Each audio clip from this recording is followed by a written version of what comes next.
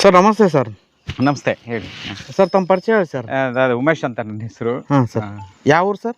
Tiptur taluk, Tumakuru district, ನೊಣವಿಕೆರೆ ಹೋಬಳಿ. ಅದ್ರ ಪಕ್ಕದಲ್ಲಿ ಒಂದು ಹಳ್ಳಿ ಬರುತ್ತೆ, ಅಣಪನಹಳ್ಳಿ ಅಂತ. ಅಣಪನಹಳ್ಳಿ ಸರ್ ಇದೇನೋ ವಿಶೇಷವಾದ ಅವರೇ ಇದೆ ಅಲ್ಲ? ಇದು ಕಾಡವರೆ ಅಂತಾನೆ ಕರೀತಾರೆ. ಕಾಡು ಇತ್ಲವ್ರೆ ಅಂತ ಕರೀತಾರೆ.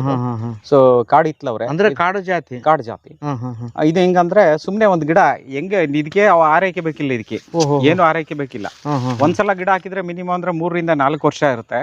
ಸೊ ಒಂದ್ಸಲಿ ನಾವು ಏನಾದ್ರು ಬೀಜಕ್ಕೋಸ್ಕರನೇ ಬಿಟ್ಕೊಂಡ್ರೆ ಒಂದು 7 ರಿಂದ 8 ಸೇರ್ ಕಾಳಾಗುತ್ತೆ ಒಂದು ಗಿಡದಲ್ಲಿ. ಯಾವ್ದಾರ ಒಂದು ಸಣ್ಣ ಇದಕ್ಕಾರ ಹಾಕೊಳ್ರಿ, ಇಲ್ಲಾಂದ್ರೆ ಒಂದು ಅರ್ಧ ಕುಂಟೆ ಜಾಗಕ್ಕೆ ಹಿಂಗ್ ಹಬ್ಬಿಸ್ಕೊಂಡ್ರು ತುಂಬಾ ಕಾಯಿ ಬಿಟ್ಟಿದೆ ಸರ್. ತುಂಬಾ ಕಾಯಿ ಬರುತ್ತೆ. ಇದ್ರದ್ದೆಲ್ಲ ಯಾವ ತರ ಸರ್? ಟೇಸ್ಟ್ ಎಲ್ಲ ಏನಿಲ್ಲ. ಇದು ಬೀಜಗಳು ಬಂದು ಬ್ಲಾಕ್ ಇರುತ್ತೆ.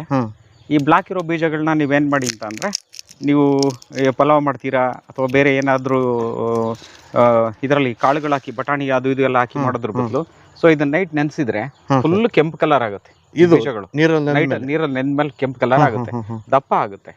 ಸೊ ನೀವು ಪಲಾವ್ಗೆಲ್ಲ ಬಳಸ್ಬೋದು. ಅಷ್ಟು ಅದ್ಭುತವಾಗಿರುವಂತ ಗಿಡ. ಇದನ್ನ ಹಸಿಯಾದ ತರಕಾರಿಗೂ ಬಳಸ್ಬೋದು. ನಾನು ಎಳೆದ್ ಕಿತ್ಕೊಂಡು ತಿನ್ನಲ್ಲ, ಹಾಗಾಗಿ ಸ್ವಲ್ಪ ಬೀಜ ಬಲ್ತಾಗಿ ಇದನ್ನ ಬಳಸ್ಕೋತೀನಿ. ಈಗ ರೆಡ್ ಕಲರ್ ಇದೆಯಲ್ಲ, ಇದರಲ್ಲಿ ರೆಸೋವರೆಕ್ಟ್ರಾಲ್ ಅಂತ ಇದೆ. ಆ ರೆಸೋವರೆಕ್ಟ್ರಾಲ್ ಬಂದು ರಕ್ತ ಶುದ್ಧಿ ಮತ್ತೆ ರಕ್ತ ವೃದ್ಧಿ ಕೆಲಸನ ಮಾಡುತ್ತೆ. Super sir.